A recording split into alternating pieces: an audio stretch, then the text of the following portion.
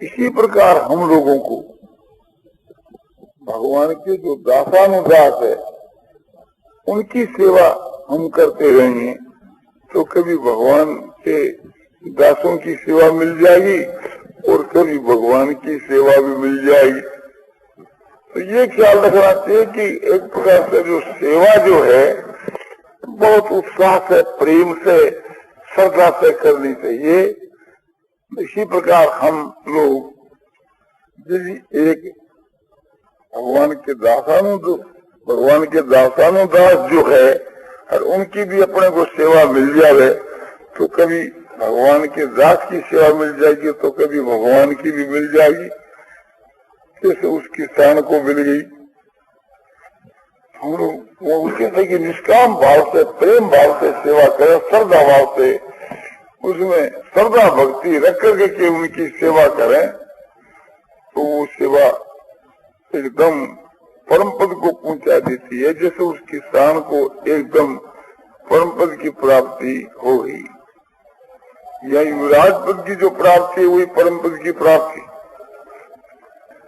नारायण नारायण नारायण श्रीमन्नारायण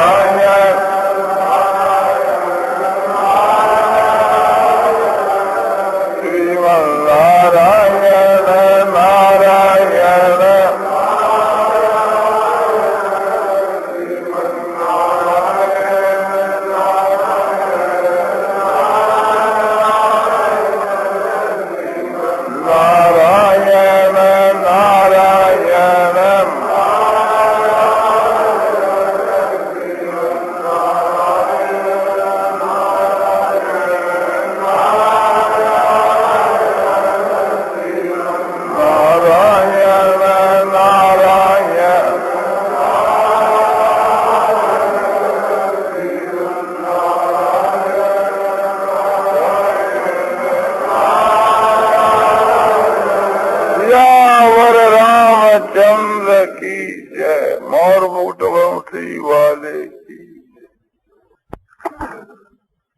जो सारे भूत प्राणियों में द्वेष भाव से रहित है, जिसका किसी में द्वेष नहीं, और सबके बीच के वहां समझो कि इनका मित्र भाव है, मैत्री है और सबके ऊपर जिनकी दया है, ऐसा अद्वेषता सर्वभूताना, जो सारे भूतों में द्वेष भाव से रहित है और सबके बीच के वहां हेतु रहित दया और प्रेम करने वाला है, और निर्ममो और ममता करके रहित है और निरहंकार है, अहंकार से जो रहित है, और सुख और दुख में सम है और क्षमावान है, और संतुष्ट है सततन योगी। योगी जो है ऐसा वो हर वक्त संतुष्ट रहता है, आनंद के वहां मग्न रहता है, संतुष्ट है सततन योगी।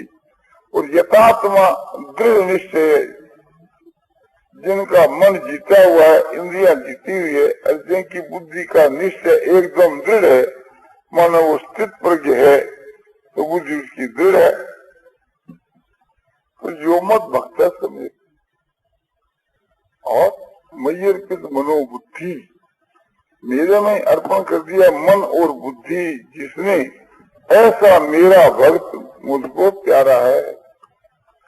तो ये लक्षण जिनके मां होते हैं कोई भगवान का भक्त। तो जिनका दर्शन करने से, वार्तालाप करने से उसका असर हमारे ऊपर पड़े। क्या असर पड़े कि इस श्लोक में, पूर्व के श्लोक में जो बात बतलाई, ये अपने में घटने लगे। ये जो क्षमा है, दया है, प्रेम है, ये सब बातें हमारे में प्रतीत होने लगे, जिसके संग से समझना चाहिए कि ये महात्मा को, महात्मा के संग से महात्मा हो जाता है तो उनका असर हमारे ऊपर पड़ता है, उससे जाना जाता है कि ये महात्मा पुरुष है। विद्या से नहीं जाए जाते, संसार में बहुत विद्वान है। तो ये बात थी कि जो महापुरुष जो है, भगवान के जो भक्त हैं, ये ज्ञानी हैं, वह कैसे पहचाना जाए। तो उनका संग करने से मनुष्य पहचान सकता है। उनके हृदय का जो भाव है, नेत्रों के द्वारा विकसित होकर के अपने जो सन्मुख रहते हैं उनके ऊपर प्रभाव पड़ता है।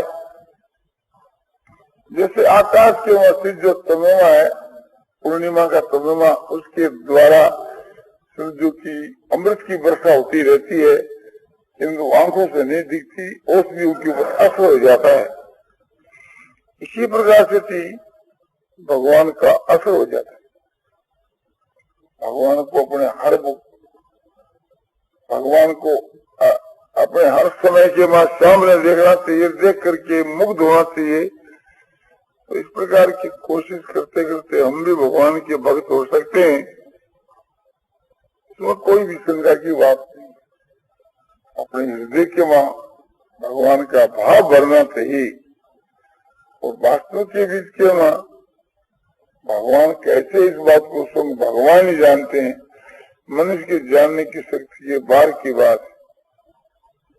फिर भी बतलाया जाता है कि भाई एक प्रकार से ख्याल करना चाहिए कि जो उच्च कोटि के जो भक्त होते हैं वे छिपे नहीं रह सकते। वे अपने को छिपाते हैं और छिप कर रहना चाहते हैं, किंतु उनके जो भक्त होते हैं, ज्ञानी महात्माओं के भक्त, वे उनको खोज निकालते हैं। जैसे गोपियां जो है, भगवान छदम वेश धारण करके आती, किंतु गोपियां उसको पकड़ लेती। सखी का रूप धारण करके आते हैं, कभी भगवान एक प्रकार से कुछ भेष धर करके आते हैं। तो भगवान की जो भक्त सखियां जो थी, वो भगवान को पहचान लेती।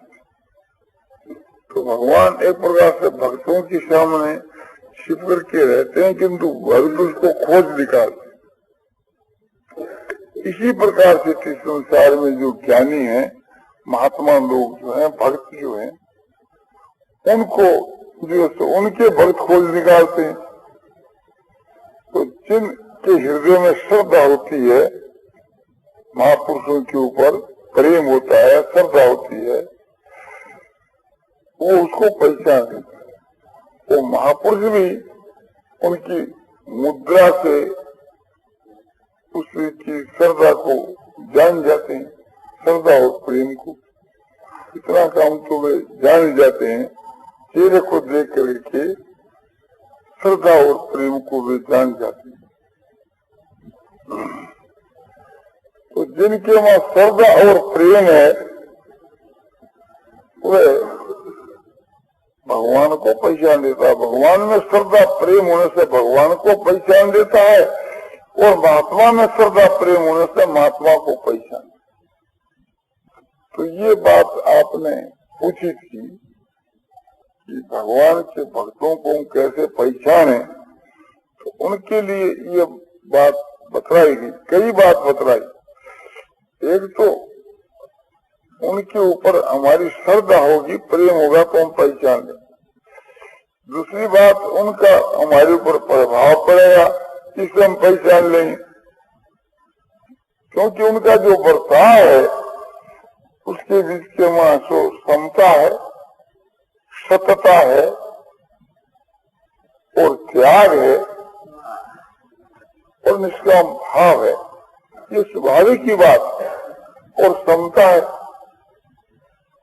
ऐसी समता हर एक मनुष्य के वहां आपको नहीं मिलेगी जैसे महात्मा के बीच के वहां समता रहती है। वो तो अलौकिक समता है। तो उसका जो त्याग का व्यवहार है, उससे पहचाना जाएगा। ऐसे पुरुषों का जो संग है, उसका यह नतीजा होता है कि संग करने वाला खुद भी महात्मा बन जाता है। जो भगवान का संग करते हैं, परमात्मा का संग करते हैं, वो परमात्मा बन जाता है। और महात्मा का दर्शन करने वाला महात्मा बन जाता है। आज नहीं तो 2 दिन के बाद मनुष्य का जैसा निश्चय होता है, उसी स्वरूप के बीच क्यों उसी मनुष्य का जैसा निश्चय होता है वो निश्चय सफल हो जाता है। इसलिए हम लोगों को एक प्रकार से भगवान के विषय में निश्चय करना चाहिए कि भगवान है और वे इस घोर कली काल के वहाँ मिलते हैं। तो ऐसी बात है तो हमको भी मिलेंगे। जिसके चित्त में ऐसा विश्वास हो जाएगा वो भगवान से मिले बिना कैसे रह सकेगा। उसको तो एक पल भी समझो कि दिन के समान प्रतीत होगी या घड़ी के समान प्रतीत होगी। तो ऐसा अपना भाव बनाना चाहिए कि जिससे भगवान को अपने आप ही आना पड़े। भगवान प्रेमी के यहाँ बिना बुलाए आते हैं, किंतु प्रेम होना चाहिए। खाली प्रेम से भगवान ऐसा प्राप्त हो सकते हैं। तो भगवान के वहाँ तीव्र प्रेम बढ़ाना चाहिए। प्रेम करने के योग्य भगवान ही है। भगवान के समान दुनिया के वहाँ कोई भी नहीं है। भगवान सर्वोत्तम है, पुरुषोत्तम है और पुरुष विशेष है। भगवान के समान कोई है ही नहीं, तो अधिक तो हो ही कैसे। तो ये सब विचार करके समझो भगवत भाव से भावित होकर अपने संसार में विचरण करना चाहिए। जय सीताराम सीताराम सीताराम जय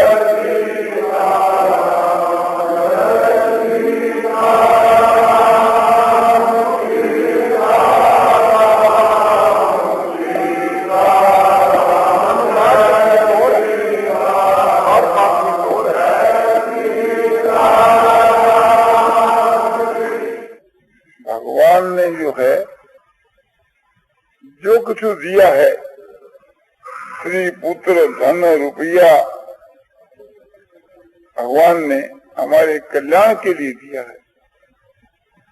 तो इनको हम भगवान के काम में लगा दें तो भगवान के उद्देश्य का पालन हो जाए कि भगवान जिस उद्देश्य से दिए उसी काम में रुपये लगे। और ये ख्याल करना चाहिए कि स्त्री पुत्रों को, धन को, ऐश्वर्य को, रुपयों को छोड़ करके हम जाएंगे तो कोई चीज तो साथ में जाएगी नहीं। इस शरीर को भी यहाँ छोड़ करके हमको जाना होगा। इस बात को ध्यान में रख करके और जिस काम के लिए हम लोग आए हैं उस काम को सबसे पहले करना चाहिए। जिस काम के लिए आए हैं कि परमात्मा की प्राप्ति के लिए, और वह परमात्मा की प्राप्ति बहुत ही शीघ्र हो सकती है। हम लोगों के वहाँ जो बल है, जो बुद्धि है और जो भी कुछ एक प्रकार से अपने शक्ति सामर्थ्य है, उसके बल के ऊपर भगवान इसको मिल सकते और अधिक बल की आवश्यकता नहीं। किंतु हम लोगों के वहाँ जो त्यागत है उसका उपयोग हम लोग ठीक नहीं कर रहे हैं।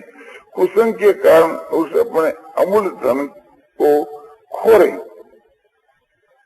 नहीं तो समझो कि इसका बड़ा भारी मूल्य है। लाखों रुपया खर्च करने पर भी ये मनुष्य का शरीर नहीं मिल सकता। एक दिन का समय भी ऐसा नहीं बढ़ाया जा सकता। इस गवर्नमेंट के राज के बीच के बाद जो रेल किराए की टिकट है उसको तो हम एक दिन मास्टर की सही करा करके एक दिन लेट से जा सकते हैं। किंतु भगवान के यहाँ तो समझो कि एक प्रकार से उसी समय जाना होगा जब वहां से डाक पड़ेगी। तो क्या करना चाहिए कि अपने में जो शक्ति है उस शक्ति से परमात्मा की प्राप्ति करनी चाहिए। शक्ति हम लोगों में बहुत ज्यादा है, परमात्मा की प्राप्ति तो थोड़ी शक्ति से प्राप्ति हो जाती है। और हम लोगों के वहाँ तो इतनी भारी वो समझो की शक्ति भरी है सबके बीच के वहाँ, किंतु हम लोग सब भूले हुए हैं। कोई चिताने वाला आवे जामुन के माफक जैसे हनुमान को चिताया कि हनुमान तुम चुप साधे कैसे बैठे हो। अरे तुम्हारा तो बड़ा भारी बल है, तुम क्या उसको भूल गए। उसी वक्त हनुमान के वहां जोश आ गया। तो ये बात है, हम लोग परसों एक प्रकार से देख रहे थे छांदोग्य उपनिषद, उसमें ये कथा आती है कि ये उपदेश जो है ऐसा कोटि का उपदेश है कि सूखे ठोट को सुनावे तो उसमें वो हरा हो सकता है। तो बात ठीक है। अभिप्राय यह है कि ये उपदेश इतना ऊंचे दर्जे का है कि जो हताश हो गए हैं, जो निराश हो गए हैं, ऐसे जो कमजोर जो भक्त हैं, उनके दिल के मां भी साधन की तेज उत्तेजना जाग उठती है। फिर जिसके बीच के वहां समझो कि ये सब दोष नहीं है, जिनका अंतःकरण शुद्ध है, पाप रहित है, उनकी तो फिर बात ही क्या है। हम लोगों को समझो कि ये शरीर दिया है, शरीर में शक्ति जो दी है, ये सारी चीज भगवान ने अपने प्राप्ति के लिए दी है। किंतु जो पुरुष इन सबको भगवान की प्राप्ति में नहीं लगा करके संसार के ऐसाराम और भोगों के में अपने समय को बिता देता है, वो मूर्ख चोर के समान है। तो हम लोगों को समझो कि अपने भगवान की प्राप्ति के लिए यह समय जो मिला है, और इसके माम जी चुरा में तो वो चोर का दंड पावे। हम लोगों को तो बड़ी तेजी के साथ सामने करना चाहिए। परमात्मा की प्राप्ति के लिए जितना समझो कि सामर्थ्य, उतनी सामर्थ्य सबके वहीं है। ये सामर्थ्य नहीं होती तो भगवान उसको मनुष्य बनाते ही क्यों। और हमारे भीतर में जो ज्ञान है बस बहुत काफी है। उस ज्ञान से परमात्मा का ज्ञान हो सकता है, इसलिए वो ज्ञान तो बड़ा उच्च कोटि का है। तो इस प्रकार से अपने समय को बिताना चाहिए। पर ये सर्वत्र जो कुछ हो रहा है भगवान की लीला हो रही, सब कुछ चराचर जो सो भगवान को स्वरूप है, और उनके द्वारा होने वाली जो चेष्टा है वो भगवान की लीला है। तो इस भगवान की लीला को देख देख करके और क्षण क्षण के बीच के वहां मुग्ध होना चाहिए, और बारम्बार भगवान तो सभी के वहां हृदय होने चाहिए। ये सब होते हैं भाव से। तो भाव से एक प्रकार से कोई असंभव बात नहीं है।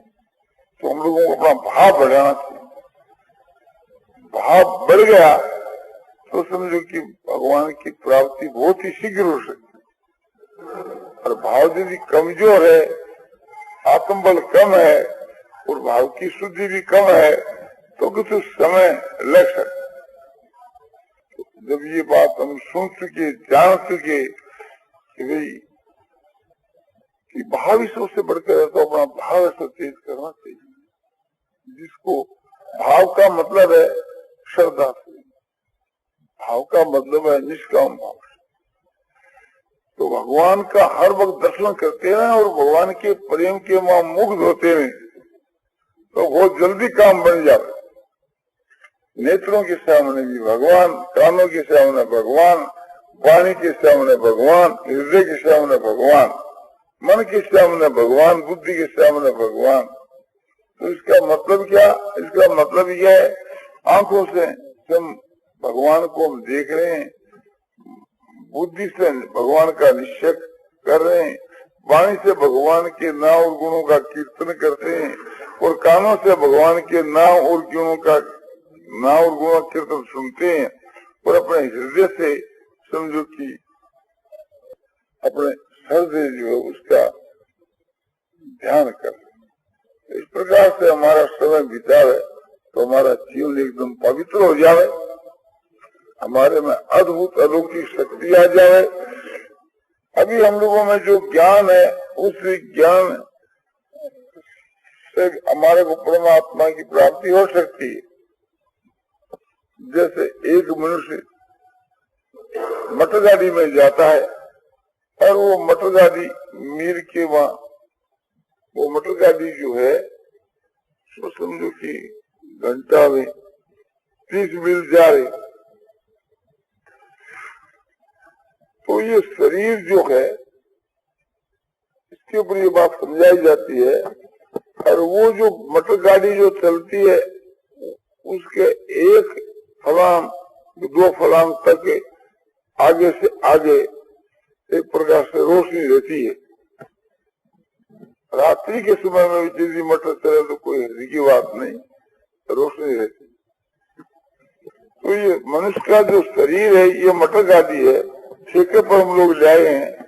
इनका जो भाड़ा है वो सब वहां से चुका दिया गया है और उसकी तारीख हम लोग भूल गए, ऊर्जा साथ में लाए नहीं और अनुमान भी नहीं लगाया जा सकता।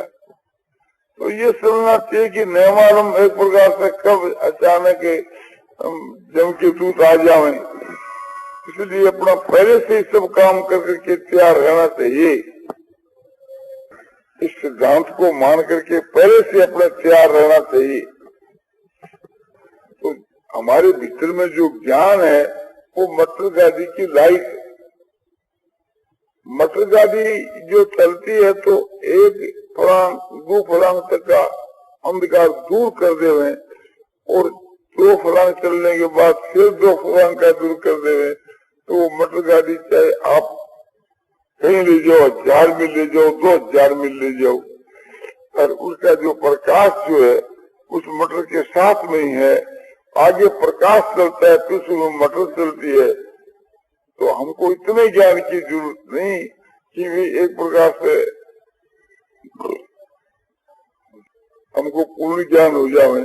जब इस थोड़े ज्ञान से हमारा काम चल जाता है तो हमको जरूरत नहीं, और ज्ञान बढ़ते बढ़ते बढ़ जाता है, वो आप ही अपने पूर्ण हो जाता है। तो अपने हृदय में स्थित जो ज्ञान है उसका हमको लाभ उठाना चाहिए।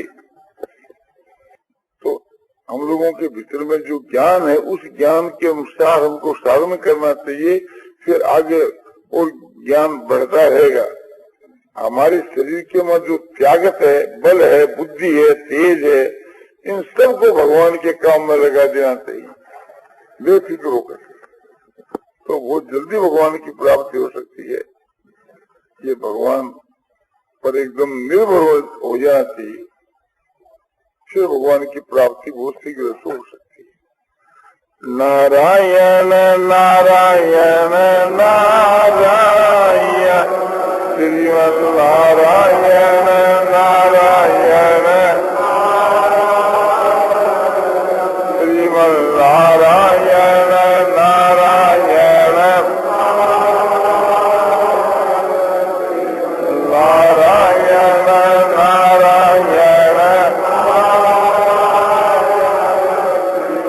नारायण नारायण नारायण